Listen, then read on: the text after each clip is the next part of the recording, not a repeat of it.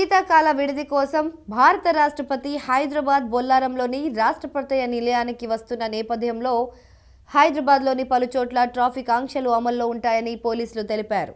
ఈ రోజు ఉదయం 6:25 రక్షణ శాఖ పరిధిలోని హకీంపేట వైమానిక దళ శిక్షణ కేంద్రానికి రాష్ట్రపతి ప్రత్యేక విమానంలో చేరుకోనున్నారు. అక్కడి నుంచి బొల్లారంలోని రాష్ట్రపతి నిలయంలోకి చేరుకొని సేదదీరి కొన్ని రోజులు ఇక్కడే ఉండనున్నారు. బొల్లారం నిలయానికి వెళ్లే మార్గాల్లో రాష్ట్రపతి కాన్వాయ్కి సంబంధించి అధికారులు రిహార్సల్స్ కూడా పూర్తి చేశారు. ఈ ఏర్పాట్లు మొత్తాన్ని సైబరాబాద్ సిపి ఏకే మహంతి దగ్గరుండి పర్యవేక్షిస్తున్నారు.